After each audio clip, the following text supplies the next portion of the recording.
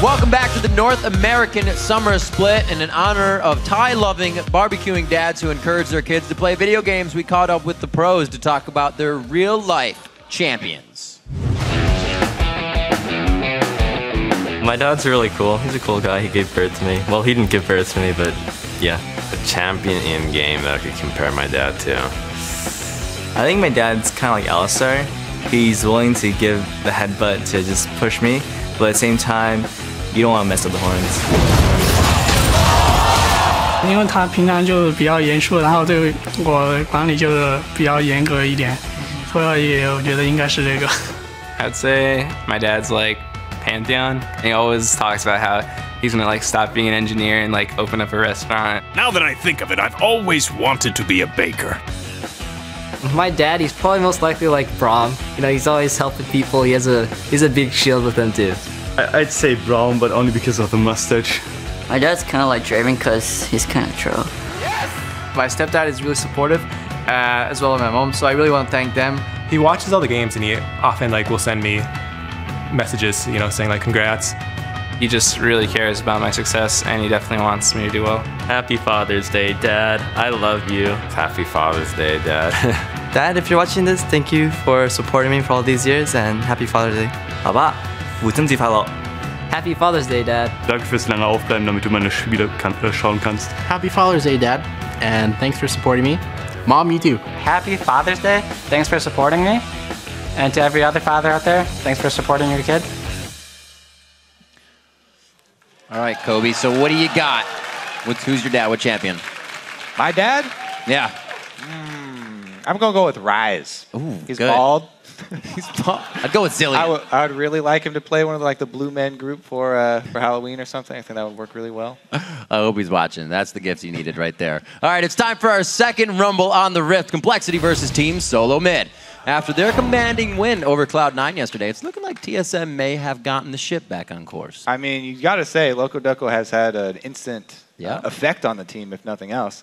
I mean, it's not very often that you're able to see something like that, where somebody comes in and instantly the team changes. But that looks to be the case here. The team was playing with a renewed focus, and they came into Champion Select with a clear plan. For example, Amazing rushed right into that Sightstone on Elise that we keep harping on. You know, it was before he even completed his jungle item. We don't see that very often. So it helped them get vision for the team, which is something that TSM has been lacking. And, you know, WildTurtle, he had his best game of the split so far, finishing with an 18 KDA with that first pick on Corki and only dying one time. Just the once. While TSM's star is on the rise, Complexity has been struggling to get off the ground. Yeah, in their game against CLG yesterday, Bubbadub played very well, picking up a couple of early kills on Thresh. But banning out Lee Sin and Elise did hurt Kez, it seems, cutting down on the amount of pressure and vision that he was able to bring to the team. He spent more time farming that jungle on Nocturne than he does usually. You know, in his first two games, he plays 67 wards. Against CLG, he only got 15 down on the map. So pretty big cut in vision there for the team. That's right. Let's get right into this, baby, and check out the starting lineups on the blue side. It is Complexity. It's going to be Westrice in the top lane. Kez filling in the jungle. Probably is back in mid lane for a few days now. ROBERTxLEE at 80 carry and Bubbadub and his mustache on support. And on the red side, it's TSM. Up top is Dyrus in the jungle. Amazing. Mid, Bjergsen, 80 carry WildTurtle, and supporting Gleeb. Gleeb. Gotta say, he had some really good plays yesterday, and people were giving him flack for skill shots. He had great timing on those. Those are hard to pull off. Not only the dragon. You get flack first, and then you get hashtag LCS big plays. It's it's all in the cycle of the LCS. Exactly. You just gotta wait a little bit. You get flamed, and then you get the plays. Praised. Yeah, absolutely. So with those, hopefully you can carry that play back or into this next game with so many supports now being loved. The Thresh plays from him. Now Brahm's kind of out there. We haven't seen Gleeb's play on Brahm, and he's also the one that's kind of like Kiwi Kid and others brought out the Zyra, brought out the Nami. Really has a diverse champion pool he's not afraid to help TSM play with on the field. Yeah, I really like the addition to Braum because now there's someone else. There's more than just Leo and an Alistar if you want to play a frontline tanky support champion. He is definitely a very viable tank for your team just coming from the support spot, so you don't have to use your top laner or jungler for that role. Also helps if you get Glebe on someone like Braum, then the voice is right in the middle of the fight too, calling some of those shots. So it works even better. Nidalee's going to get thrown out of the mix right away. It's just going to put too much of a hurting on kind of mid-game, late game for too many people. Yeah, Nidalee, I think one of the biggest impacts that she has had on the game is that it's very clear to all the players what you're supposed to do when you have Nidalee. Some of these other team comps that are harder to pull off, a lot of the teams have been sort of floundering in that mid and late game stage. But when you have Nidalee, you know exactly what you want to do. Control your blue buff and throw spears all day long until you hit a good target and then take an objective. Is it that easy, really? Is that all I got to do? Yeah, pretty much. Siege up, throw spears. There's a little bit more to it than that. Hitting them becomes the hard part. There's a little bit more to it than that. Twitch also taken off the field, though, with Lucian still up. So either Lucian will be a very high priority pick this time around. I don't think that he will be banned because, as we've seen, Corki extremely viable in that matchup as well. Even Kog'Maw, I'm kind of surprised that we haven't seen more Kog'Maw actually in the North American LCS, but he's still extremely strong right now too. Ooh. Turtle's going to take a nap, sleep on it, and think about it. Bjergsen draws himself a Twisted Fate ban. Went 4-2 and 15 on that yesterday versus Cloud9 in their victory. So, a bit of a playmaker once you got that Zanya's. Yeah, pretty much all mid bans here besides that Twitch. A lot of focus on this mid lane here. Probably has actually been one of the biggest strengths for Team Complexity in his laning phase against these very top tier mid laners in the North American. I'm very surprised they let Ziggs go through against Probably as well. Usually something that's banned against him all the time. Be interesting to see how TSM formulates this team composition. COL gets Ziggs. Westrice to be the first pick here. Complexity kind of prioritizes whatever they feel will be best in the game. They haven't really stuck with one thing coming out of the gate. Yeah, it's so interesting too how this Jax has just gone through almost every single ban phase.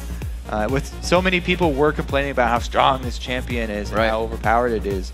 Nowadays, it's getting through pretty much every single draft phase that we've had. And teams are so much more willing to deal with him just by bringing very high crowd control teams. We do see that. Ziggs, though, that you're hoping for the Probably Ziggs. Very, very hyped up, one of his favorite champs. They'll be throwing some bombs everywhere. Whenever every champ that kind of has to do with fire, Probably's got it in his back pocket. And he Ziggs. Just lock it down and start some flames. Dyrus and Amazing on the other side to lock in here. We'll see what TSM can get themselves rolling with. Yeah, I'm really interested to see what type of team TSM want to run into a Ziggs, because Ziggs has some very definite things. He's a lot like Nidalee in that it's very clear what his late game strengths are. The wave clear, it's very hard to siege up against him. The story foretold. As well as the sieging. So we'll see what TSM want to run into that. Bjergsen can either run Assassin and just spray on the kill potential, like Yasuo or someone into it, or he can go safe and go Orianna, bring more shields. Already Lulu locked in though. That is very flexible pick. Dyrus has even used it top. Could go any of the 3 lanes. They've actually picked Lulu 3 times, twice on Bjergsen, once on Dyrus, and still have yet to win with her. So we'll see how they utilize this one.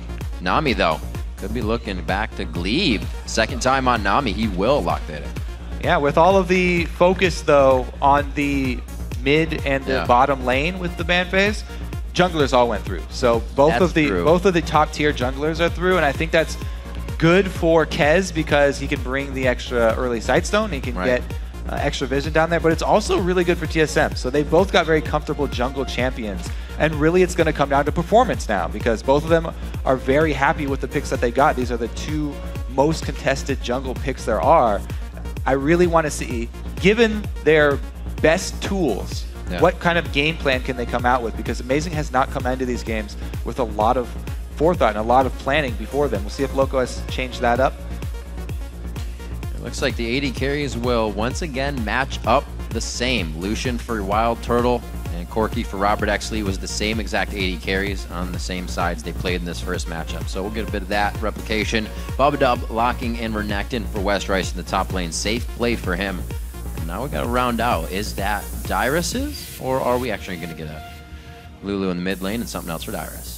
Yeah, could even be a top lane Lee Sin. Switch around, pick a different jungler. Oh, man. I really doubt that one, but the possibility is there. Amazing's like, please no.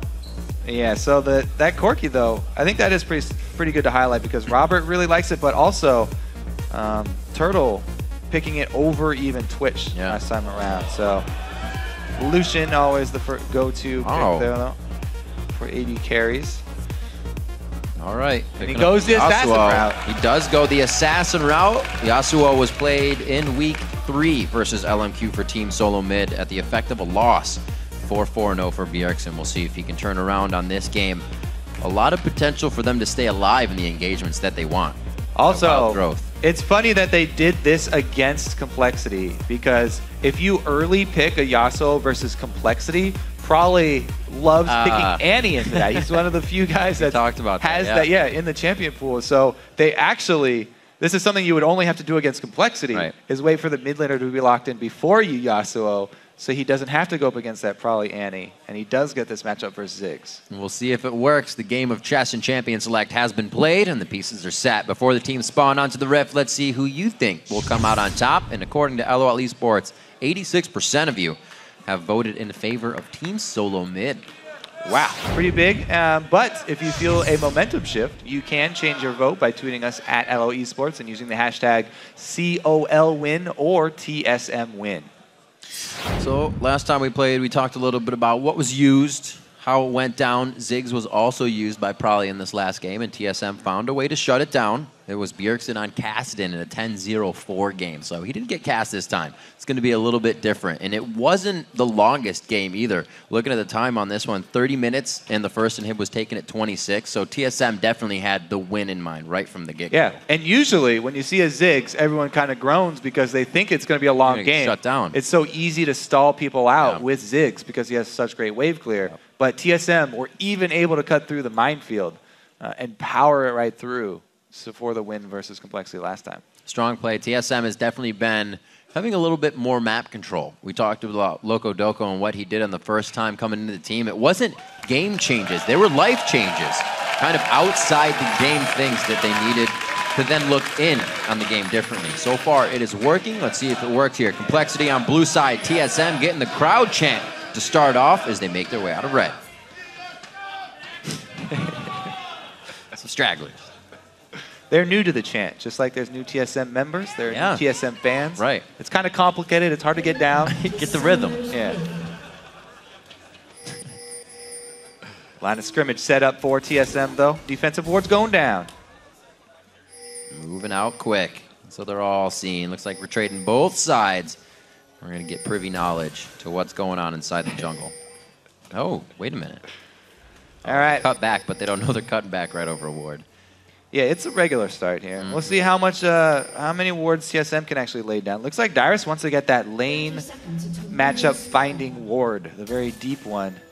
He gets it just on the side here so that Complexity did not see it go down. Need very precise placement on that one.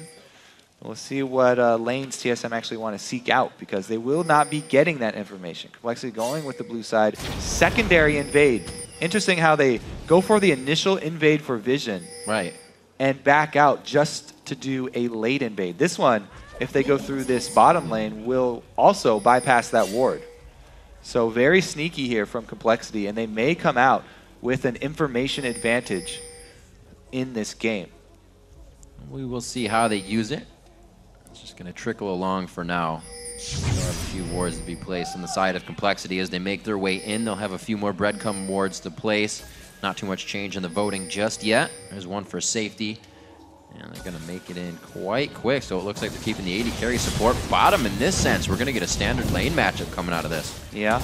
Dyrus is going to be first to his lane as well, and he doesn't have to use teleport. So TSM going the very safe start here, a very normal start. Now, when they finally see the teleport come in and the duo go bottom, that will trigger Amazing to go steal blue instead of just going to his own, even though they didn't have wards on it. Now he knows, and he'll go right over there for his second buff. Pretty good start for both these guys. Also, big thing coming out of this level 1, I think, is the fact that Dyrus got to shove in the lane.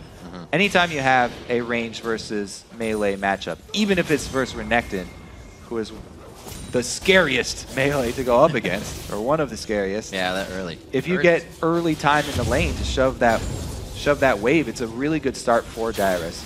And you can see he expended a lot of mana doing that, spamming Glitter Lance. But Brawly in mid, under kill pressure. Oh, he gets it! The Lee Syndrome and the safeguard to safety. Beautiful job by Amazing. That is the Amazing that TSM fans were hoping to see all split long. He showed up pretty big here with the early gank. I talked about the two options with going up against Ziggs, and Bjergsen going with that kill pressure route. Definitely paid off there. No hesitation once again from Amazing, flashing right in for that, and then nice Q after to follow up for the first blood. Kez is just a little bit too late, not able to answer. And Q, the pink wards already from Bjergsen, something that last split he didn't buy for at least 10 games in. He was the only one on the team who didn't buy pink wards. Everybody's putting in the pot though. Yeah, and you know, Riv, make a very bold prediction this game. Double Sightstone for TSM. You think? Put some money on. Very real possibility here. All right, so Elisa's going to head down bottom though. We didn't talk about this bottom lane matchup too much, but both of them actually have very good gank setup, especially if you can control side lane bushes. I really emphasize that a lot in with these two supports, but it makes it so much easier for you to pull off one of these. And there we go. How about that bush pressure? Being able to come out with all the aggression there, the repel still. You gotta love the Elise Thresh combination. The cocoon after to give them the lane presence, a flash and a summoner heal burnt on that one. Yep. Also a very favorable trade too. Almost no damage exchange back on Robert or Bubbadub. So pretty good jump in lead there for the bottom lane. However, this mid lane, after that first kill, Bjergsen is really not giving Brawly any breathing room. He's really using his dash very well to kind of dodge out all the Q bombs. And then you just leave Brawly kind of sitting without anything. Yeah, he's actually going that Voy Boy route where he maxes the dash first. Already 2 points in it. Let's see if this gank can work out for Amazing. Number 2 here. That's Westrice. Oh, he misses. Oh, help pick this on. Westrice, leave They now. want it. Amazing. You made your escape. What are you doing? Amazing second turret dive here. He's not going to be able to get the Sonic Wave to connect for the resonating strike, but save plays. Kez comes up to soak up whatever experience could be lost into the turret. Yeah, good jukes there from Westrice. Playing the mind games.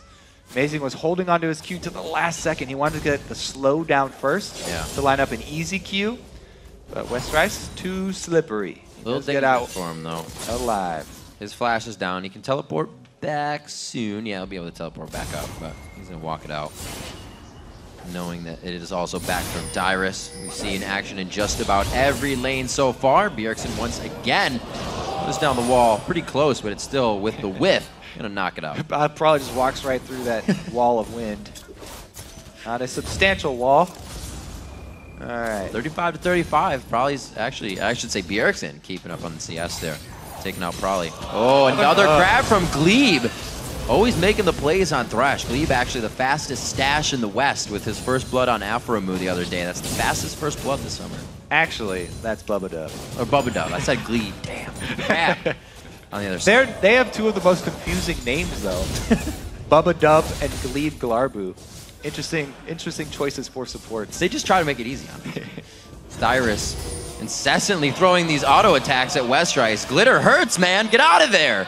He can't get it off. You can't wash off Glitter. Oh, he flashes. You can't wash off Glitter. It's everywhere. Westrice goes down. All right, so Lulu already talked about the... Oh, never mind. Bottom lane. They're looking to answer. Oh, dear. They just got back to lane. Complexity making a return trip to the bottom. That's Glebe. That's Bubbadub. It's going to be Glebe going down, I think. Nice. Yes, it's going to be Glebe going down this time. Westrice teleporting back to the top.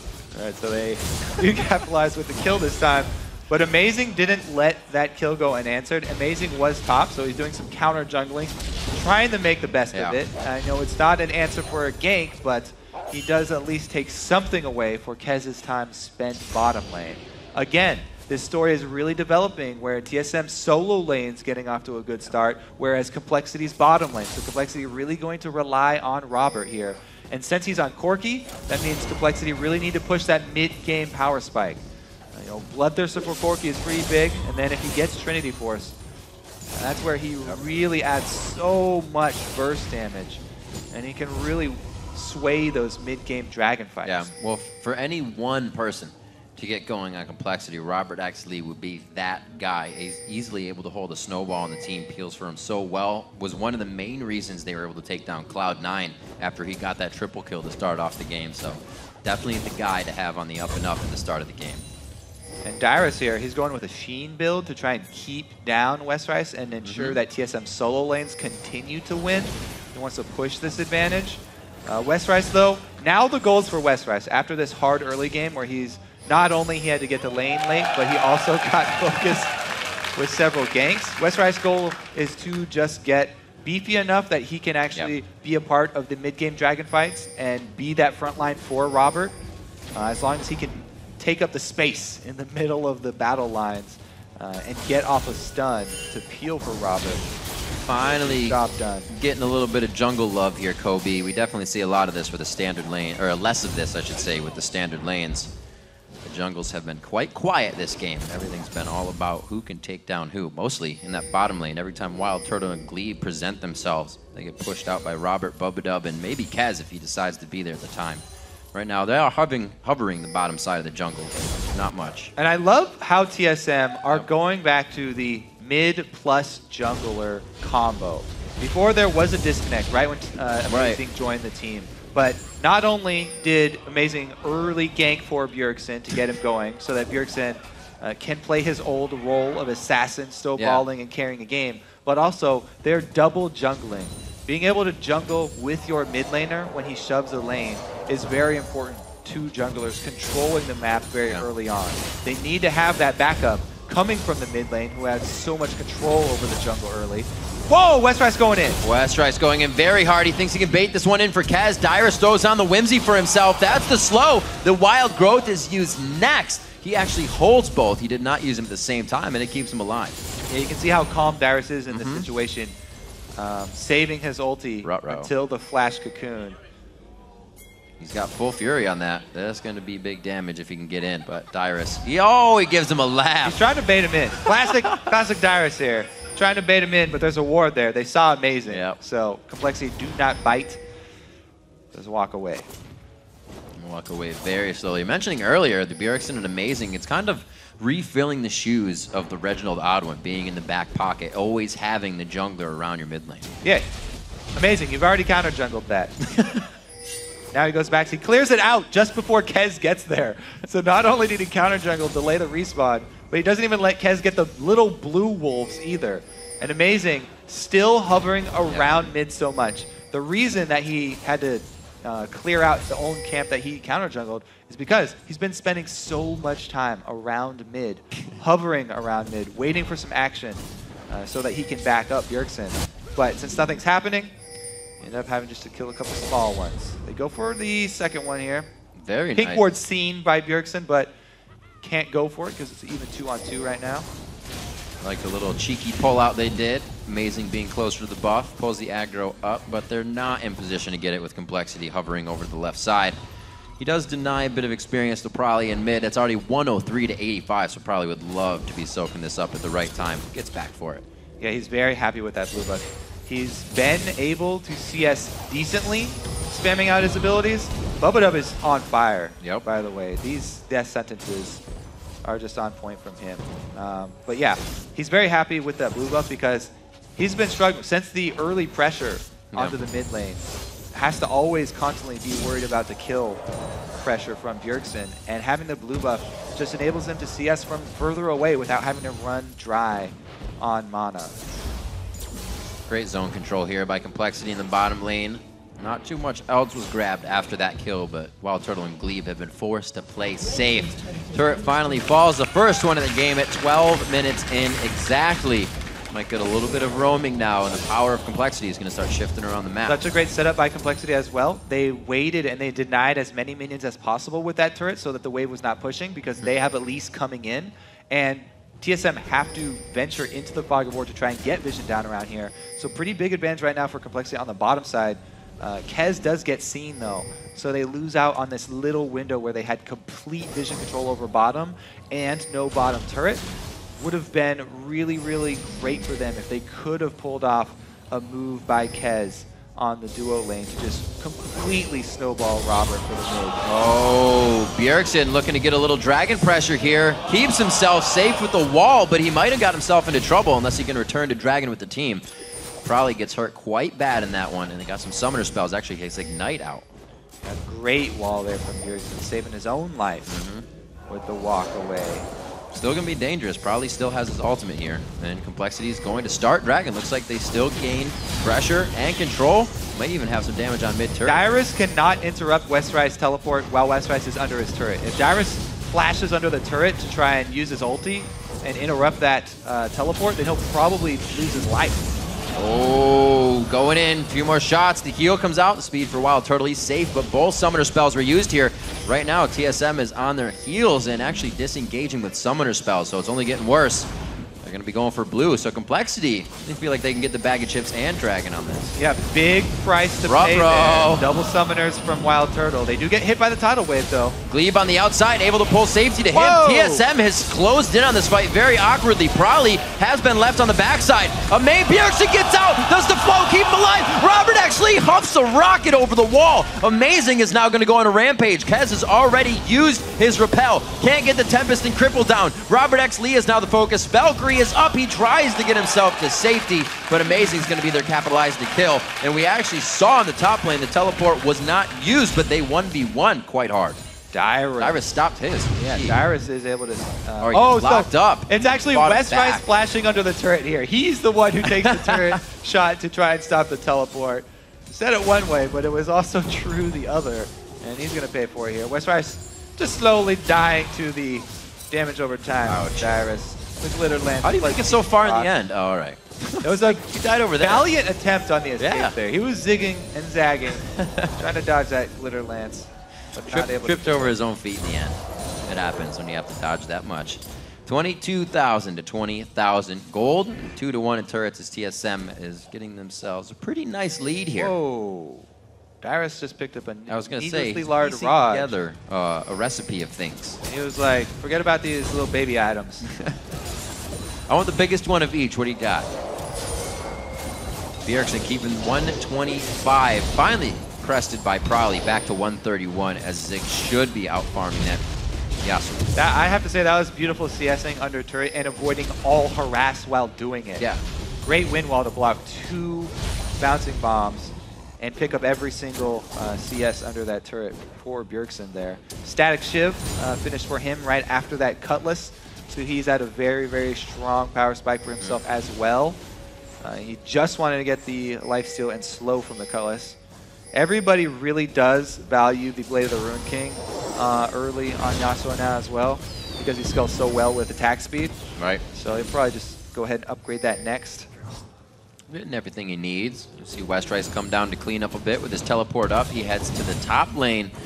And it looks like it was going to be Bjergsen for a second. He's just cleaning some stuff out. Complexity tries to put a force in mid. Let's see how TSM responds. Robert is at one of the scariest points in the game right now. It's 16 minutes, and he already has that Bloodthirster fully stacked with a Sheen on top of it. Now, it's not a complete Trinity Force, but really the burst in damage comes from the Sheen part. That's the most critical part as far as damage output is concerned. And he's been spot on with those shots. We saw it take out Amazing as well, trying to get away towards the bottom lane. Yeah, a little bit more on that Sheen. It's one of my favorite items for efficiency as far as mid-game burst damage. Ever since that price was lowered, it just adds so much for any champion who actually uses mana and even benefits a little bit from ability power here.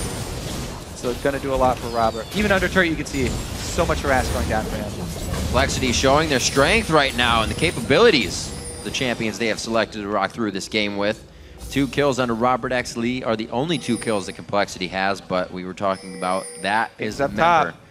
They will want them on. Both colored pings, though. Everybody's aware of Amazing moves here. Westrice does back off accordingly. He knows he cannot handle Bjergsen 1 versus 1. Especially since Westrice has itemized magic resistance in his Dyrus matchup. Switching Bjergsen over there, TSM knows they definitely have free reign of that lane. And Westrice has to play very defensively. Nothing there for Amazing to capitalize on, though. He spent so much time in this Complexity blue side jungle. TSM keeping 2K up. The rotation now to mid as they drop all 3 outer turrets. Looking quite good. CS is up in quite a few lanes by just a little bit. So the laning phase going very well, as Team Solo Mid's map control. Bubbadub a little too caught out on that one. Thought he had the upper hand, a false sense of security. But wait, Westrice teleports in. The first slice does not provide a dice. And it looks like they're going to be forced out of this. He turns back, thinking the team was ready for the initiation. And that's going to be an error. Gets himself killed. Complexity starts to lose ground here in their own jungle. Yeah, what a great flash there from Glebe. Kind of baited Westrice in. He was able to escape the stun, and Westrice really wanted to use that stun charge. Bjergsen is really deep in enemy territory, though. He's trying to get to the minion line. Now he's safe. He's going down the line, coast to coast. Bjergsen keeps himself safe. And Turtle gets, wow, everybody's getting themselves a little too antsy right now. TSM is forced to back off. Half health across the board is what we're seeing. Glebe wants to get some heals out. He's out of mana. So take a breath. Everybody just calm down. Yeah, Bjergsen running his hardest, sprinting towards that minion line to get out alive. Barely gets there, but now it means that Complexity have control over the map as they've chased off TSM. Blue buff recovery here for them. It's not the biggest deal for the team as a whole because their mid laner doesn't use it, but it's so important on Corki. It's almost like you do have a mid lane reliant blue buff champion when you have Corki on your team, because especially since this is the character who's going to carry Complexity, their strongest champion right now, having him be able to spam out his abilities as well as lowering that cooldown for his rockets and the speed at which they come out, very big pickup for Complexity to get that onto ROBERTxLEE. Robert also choosing these Sork boots over the Zerk boots, as we see Sneaky usually do. Yeah, that was close. This should have hit him, but it didn't. All right. And almost only counts in horse hand grenades. The other thing about ROBERTxLEE's build here, going with these Sork shoes, he's even more spell-oriented and poke-oriented. So the blue buff definitely going to pay off here, having the extra spell penetration. If he goes Berserker, he has a bit more pushing power as far as turrets are concerned. But he's all about the team fight damage. He just wants to dump out as much damage as he possibly can in this mid-game dragon fight here. Oh, it's tagged. Good Sonic Wave. Pure vision. All the way to the bottom lane. It's going to be a cleanup by ROBERTxLEE. TSM should be able to get a great push on this mid wave. They don't have the vision to know that Complexity isn't really moving for it. Probably can clear a wave with his ulti, even though he is bottom. Let's see if he does use it here, because Westrice is going to have a real hard time hanging onto this turret by himself. Rest of the team does come in. Half health turret, and still Zig's ulti available, so they can use it in a team fight if they need. Dragon is still up, so definitely is going to be the next point of contention here. TSM have full vision control of it. Not the quickest turret to go down. Looking at WildTurtle 20 minutes in here. He's not got that Sheen or a Phage. Oh, probably gets hit up a long right into the bubble. Oh, very nicely done. The tidal wave goes out. Probably goes down. ROBERTxLEE forces his escape over the wall, so he can't return. Oh, TSM is going to gain control with Dyrus going to push the top lane. The map control back in favor of Team Solo Mid after this. Probably was tricked by Bubbadub there. Took the lantern into his death. What a combo. The Nami Yasuo right there. Obliterating those two. That's how fast they get killed here. Bubbadub's trying to save him, but man, right into the bubble and the Nami wave on top of the Yasuo ulti. No chance for either of those guys. Dyrus even throws in Lulu ultimate for good Just so excited. Oh no! Wait, well, he connected with it. Maybe he's got the Valkyrie to get out, but he just used it over the wall. It's going to be oh so long. Amazing kicked him into that bubble. There was not even a chance for him to Valkyrie array. Kicked him right into the bubble as it was about to land, so there's nowhere for ROBERTxLEE to dodge. What a play right there. Very small change there. Wow. Good adaptation. It's just becoming all sorts right now for Complexity. They are scrambling to assess what Team Solo Mid is doing to dismantle their jungle. And again, the steal coming in for amazing. Goes away with that, and they're going to gain control over Baron. You see a ping come from Complexity. Let's take a look at this one more time. Take a look at the kick here. Slow that down for the Dragon's Rage from Amazing. Hiya! Boom! Right into that sucker. That's some strong soap. Gotta get clean. Gotta get clean. 209 to 184 in the mid lane. A discrepancy in the top lane as well as things really start to shift. But again, focusing on ROBERTxLEE on that Corki, he's still holding 10 CS ahead. A few kills to his name, but the deaths have crept up to equal kills now, and things are starting to fall off for Complexity. 6K behind. TSM looking very organized as they come into the game. Yes, they are. Speaking of that last play, organized, there's definitely good communication between all of these guys. And Gleeb, once again, having a great game. Those are back-to-back plays. Yeah. Gleeb landing very good Aqua Prisons. And just 3 members of Complexity soaked in the dunk tank so far. Back-to-back from Gleeb. From Flays to Bubbles, he's got it all. And look at the score line just down TSM scoreboard as well. That 1 death on Bjergsen. It's okay if Gleeb dies. There's 1 there, but he's 2, 1, and 6, already offering Mikhail's Crucible that they're far and above Complexity's power right now. That item, by the way, is ridiculous. Almost all supports should be rushing that item. Yep. It's so strong right now. Able to get somebody out of a death very, very easily. Little HP, never hurts. A lot of healing with the crowd control removal. It basically has everything that you want on it for a support item. See what he's got for the rest of the team. And it's just going to be support for now. They all have wards they need. They've set up pretty much the security system that's going to give them the power to keep stealing from Complexity and get that final push. Looks like it's going to be in the top lane. It'll be a hard turret to defend. Yeah, especially with Dyrus Sheen. He can clear a wave with Glitter Lance very quickly and then get a strong auto attack down onto a turret if he's left in a 1 versus 1. So he can slowly whittle down those turrets very quickly if he is left in the 1 versus 1 situation. Yeah. But look at, as well, there is no Sheen on Turtle because he's gone with the sustained damage build here. Phantom Dancer, very early for him on Lucian. Now you do get more shots of the culling still. Right. I don't think they removed that. They were thinking about it. But you still get more skills with him. COL doing what they can. You see the power of Brawley here, but you also see how much damage TSM is able to get on the turret. That almost shouldn't happen with the wave clear that Brawley would be having on Ziggs. Now to the mid lane. TSM is peppering turrets across the board. Complexity cannot answer this. Every turret is a really big pickup for TSM because they are definitely oriented more towards team fighting, and they're having to get through a Ziggs. So every turret you get against Ziggs is a pretty big win. Very, very big moral victory for these guys. Let's see what they can make anything happen with this bush gank. Let's see what Gleeb does have his tidal wave ready. Tidal wave ready. Captain Boots on as well. The team he wants to follow. There goes the tidal wave. Everybody goes for a ride, and it's going to be Kez going down first. The bomb doesn't even hit, and it was used on the solo champion of Bjergsen. Yeah, the vision right there, removal from the observer point of view really tells the story. Yeah.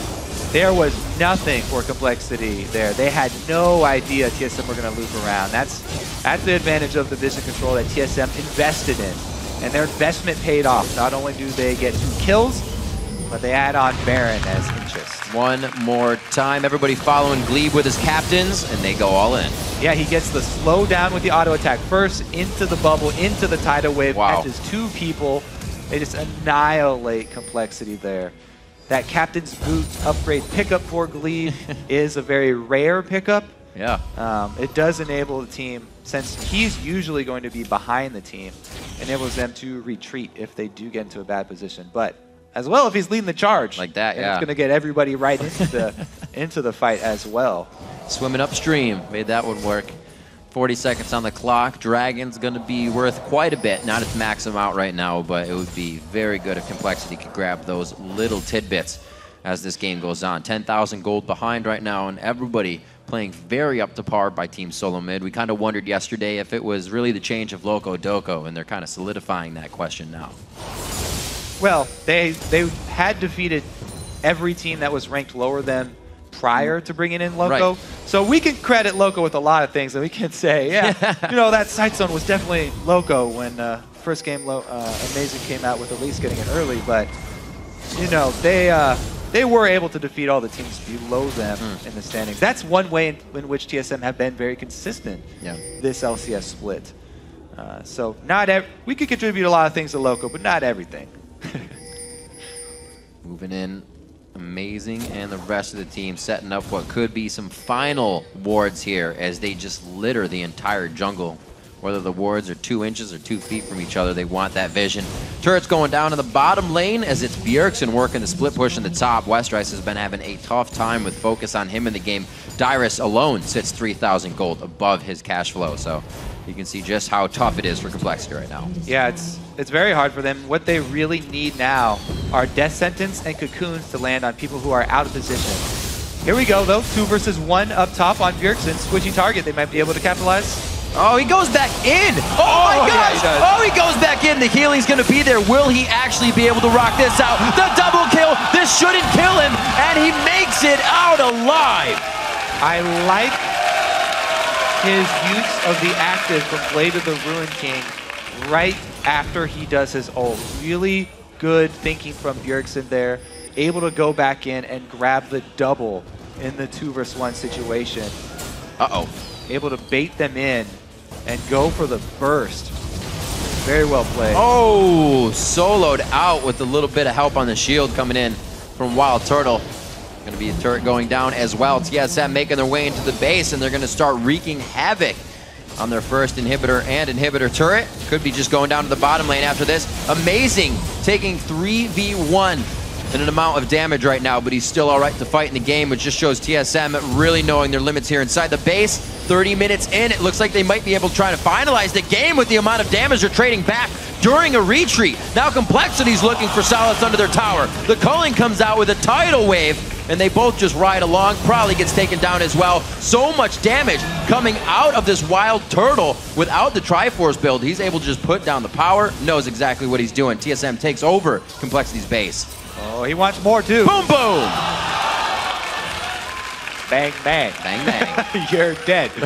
2 bullets. There it is, head. 4 down. ROBERTxLEE outside the base right now. Can't even find safety within their own home base. 30 minutes into this one, 20-2. As Complexity looks for a bit more. Robert, KDA fantasy padding. points, Robert, fantasy points. He's saying, follow me, you don't want the Nexus. It's going to take a little bit longer. They are still hitting it up, and it's going to be a 30-minute win for Team Solo Mid. 2 solid wins for TSM this weekend. Getting off to a good start. Revitalized team here. Oh, this way. Oops. Let's go this way. Wrong door.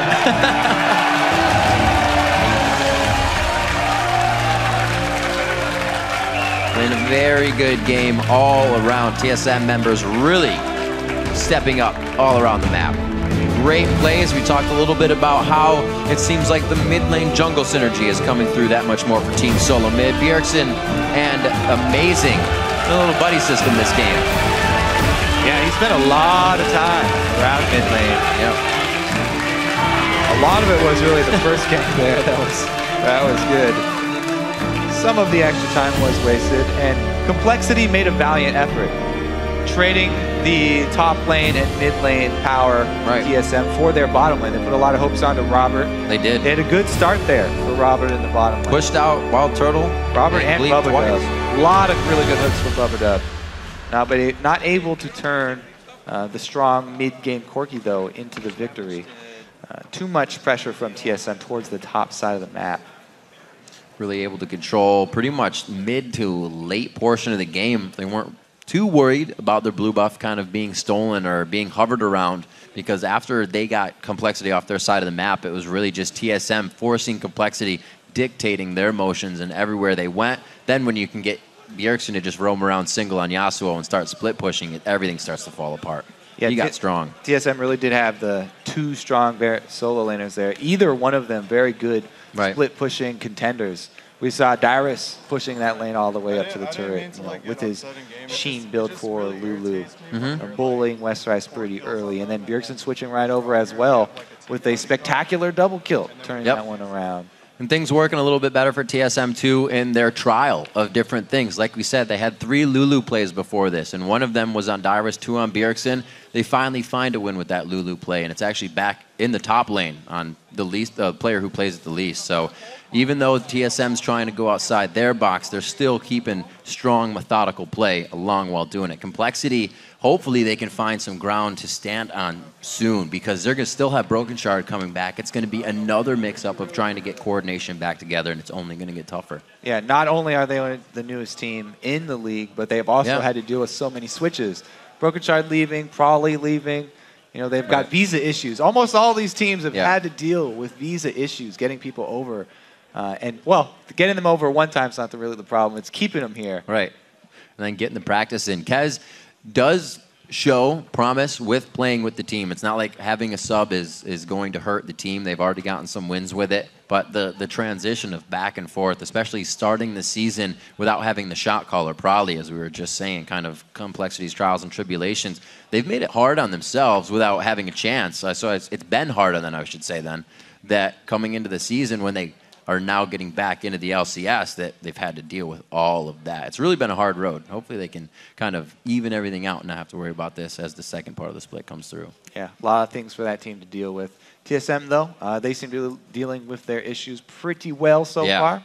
Absolutely. Came up with a win over Complexity there. So right now we're going to throw it over to Freak at the analyst desk to hear what Team Solo Mid have to say about their 2-0 week. Thank you very much, Riv. What's up, guys? We're joined by Gleeb and Bjergsen, two of the newer players of TSM, although I guess the entire roster is pretty new at this point. So, Gleeb, first question to you. You guys came into this week looking kind of worse than in the spring split, but you guys 2-0'd this week. You guys look a whole lot better. What were your expectations coming in? My expectations coming this week were pretty high. Practice was going really well, but even with that, I knew that like Cloud9 and Complexity are both still really good teams. So even if we've been doing well in practice, like a few mistakes on LAN can easily lead to losing. But I knew that if we played well and played the stuff we practiced, we could win both our games. And we actually talked to Curse about 40 minutes ago, and they were saying that scrims went really well for them, but it would always fall apart in the actual matches on the LCS stage. Do you guys feel a difference in how you play in LCS compared to scrims? People play a lot safer at LCS. In scrims, there's a lot more early kills and early fights because there's a lot less at stake. But when it actually comes to LCS, where the games really matter, people tend to just play a lot safer and not go for aggressive plays they usually would go for in scrims. Does that tend to make it like kind of improper practice where like certain champions that are going to be lane dominant are actually much weaker because you don't get those plays anymore? A little bit, and also just practicing late game like decision and rotations and things like that doesn't necessarily happen as much because if teams get behind, they'll often call the scrim early. They want to play a new game. They think it's a waste of their time, and usually you either like will win lane really hard or lose lane really hard. So there's a lot less to learn, I think, from like macro stuff because the games are just really like bloodthirsty from both sides. Okay, so then Bjergsen, I want to get you involved in the interview. You're facing up against this Ziggs here played by Prawley. You guys got like a really, really early kill in that one. What set you up to say, oh, hey, if you come gank mid, we're going to get rid of him? I noticed that he was pushing the lane from level 1 really early, so I kind of let him push out the wave, and then on the second wave I froze it, or I didn't quite freeze it, but I had it really close to my tower for a while, and him having Ignite sets him up a lot easier for ganks. You usually see them running like heal or something like that, but when he had Ignite, I said, okay, I'm going to hold the wave here, he has Ignite, you can come in after the blue and we can get a kill, and it sort of worked out. Yeah, that was actually really good individually, and throughout the game, you guys, I thought, did a really great job of closing out the game. You're facing a Ziggs, which is like really well known for like stalling out games and clearing waves. You guys played around that really well. So as a mid laner, how do you get around the infinite wave clear of Ziggs? With a champion like Yasuo, you can just go for the more split pushing approach because he can just be in a side lane all day, and especially when Renekton is forced to build the early magic assist against Lulu, just swapping the Yasuo into that lane with so much physical damage, Renekton has a really hard time. So we just tried to swap the lanes around so Renekton would constantly have a physical damage lane because he built the early Spectre's COL. And that way we could always be abusing one lane, and then we could rotate between lanes. And Ziggs can pretty much only wave clear one, then ult the other, but then when the ult's gone, you should be able to get a tower if you play properly. Just try again afterwards. And of course, that did work out for you guys.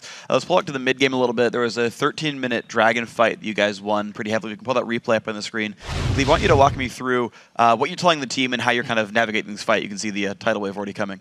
Okay, so this fight, they walked into our blue, and we knew we had a teleport up, so we called to have Dyrus come in. He actually got his tele cancelled, but even without Lulu, we knew we were strong enough to fight. Amazing got a really good kick onto Prawley, and he got taken out right away. Bjergsen got taken, I don't know if he dies or not. He does die, but even with that, we're still strong enough to just chase them down and pick up a kill. You just kind of assess that your team is stronger, so 4v4 is worth it. Yeah. Just make that snap decision. Our team fights were really strong in that comp. We had a lot of different ways to proc Yasuo with Nami, Lee Sin, and Lulu, as well as Yasuo's Q. So if they ever run into a clump space like blue buff, they're going to have to run in that area, and it forces them to either use flashes or get hit by Tidal Wave and take Yasuo out. And it worked really well. Bjergsen, how much of that was the conscious choice coming in saying, we're going to pick a lot of Yasuo synergies, and how much of it was like, well, this champ's going to work here?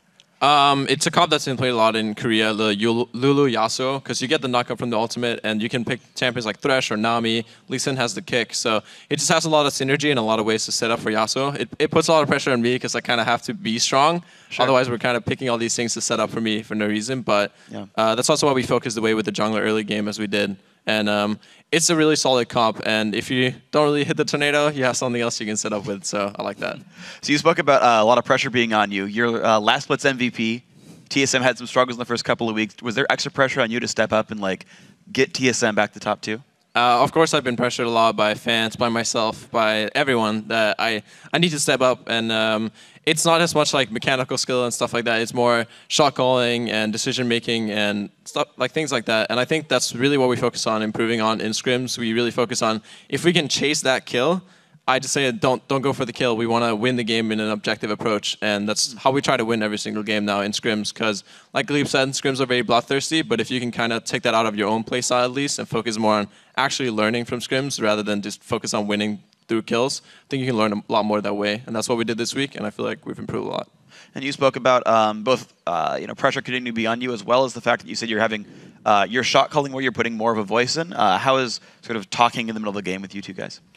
I think Gleeb and I are probably the ones that talk the most during the game. Amazing also gives a lot of input during the early game, but I don't know. We kind of put Gleeb as like our main shot caller, and he has the highest voice. And if he makes a call, we try to follow it. And then this is me and Amazing second. So we try to follow Gleeb as much as possible, and it's a learning process. Of course, Gleeb is going to make some calls that aren't going to work out. He's going to make some really great calls, but if we follow all of them, eventually he's going to learn when to make every right call, and that's how you build a shot caller. And you really need to build a shot caller. You can't just assign one and expect him to be the best. Yeah, I gotta say, I mean, Gleeb, you've had this really rapid rise to your career, right? You're on Cloud9 Tempest. You guys are playing the Challenger Series and a very strong Challenger team at that. And now you're on this old school storied TSM roster. How do you adapt yourself to all the extra stakes and everything else going on? It's a pretty big change switching from playing Challenger Series with C9T to LCS, but I've just been doing everything I can to try to get as good as I can, because there's a big skill difference from playing games in the Challenger Series to playing games in the LCS. So I've just been using all the time I have available to either watch VODs, talk with Loco about things I don't know, or practice in solo queue, because there's a big gap that to try to cover and just catch up as soon as possible to make sure we can be a top team. Yeah, so you said you're going to take some time, or you've been taking some time to talk with LocoDoco. What has he specifically brought to you that you sort of internalized and learned? He just knows a lot about bot lane, playing AD carry professionally in the past, as well as knowing other Korean supports. He can talk to them. He also watches the game a lot, so he knows a lot about bot lane in particular. So if I have any questions about matchups or what champs are strong in the meta right now, or what VODs to watch to learn about 1v2 roaming or something like that, he can usually recommend something for me. Cool, and of course you guys have improved a lot, and Gleeb, you've been really phenomenal as well. Bjergsen, I want to get back to you. Speaking of amazing plays, actually, we have another replay. You 1v2 in the top lane and get out with style, if you want to pull that replay up. So before it actually starts, what are the mechanics you employ when you're going hard as Yasuo? Obviously you want to dodge as much damage as possible. I try to keep jumping on creeps or jumping on something so I can avoid damage until my Q comes up, because the Q has double or triple the auto attack range. So if you can use that as your main damage source and try to kite people as much as possible, that's how you want to win these fights. And I was just kind of as soon as I saw her, I was either I'm going to die or I'm going to go big.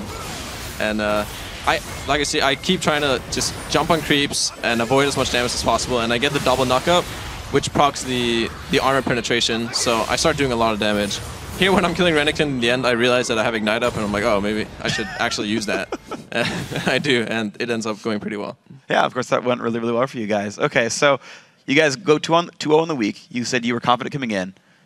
Is this the story now? Is TSM going, 18-0 the rest of the season now? Are you guys back, or is there still room to grow? I think there's still a lot of room to grow. We did go 2-0 this week, and that's really good for us, but the LCS right now, especially compared to last split, has a lot more strong teams. Yeah. Dig, LMQ, CLG, C9, all those teams, as well as every team in actually LCS, look like pretty strong and can all take games off each other. So we just need to keep practicing and keep improving. But going into this week, I think we saw a big amount of improvement, and if we can keep it up, I think we'll end off really well in the season. Well, next week's matches, you're against the Dignitas, who's #1 right now, as well as Evil Geniuses, who've got a new jungler in Helios, and you're a new addition to a team as well. Like, have you been able to play against EG? Have you watched them play their match yesterday? What do you think of this team? We've played versus EG a few times in scrims, and we've also watched their matches. I think getting Helios on the team is an improvement for the team, but they still have to get adjusted to him, and that'll take time. But overall, I think it's going to make them a better team. Okay. Well, guys, congratulations on the win. Congrats on the 2-0, and we'll see you guys hopefully keep rising on up in the next week. But we're going to have some more games coming up. We're going to take a break, and we're going to grade your answers for our Twitter question of the day. And sorry, there's no summer vacation from the LCS, so keep the answers coming. And it's right back into the Rift for CLG versus Evil Geniuses. Keep that browser where it's at.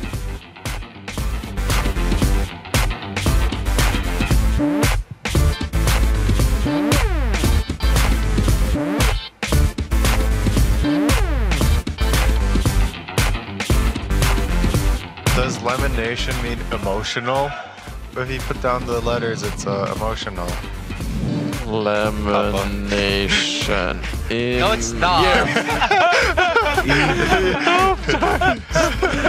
You got me good. Almost. Has been left on the backside. Bjergsen gets out. Does the flow keep him alive? ROBERTxLEE humps a rocket over the wall. Oh, Probably gets hit up a long right into the bubble. Oh, very nicely done. The tidal wave goes out. Probably goes down. Here we go, though. 2 versus 1 up top on Bjergsen. Squishy target. They might be able to capitalize.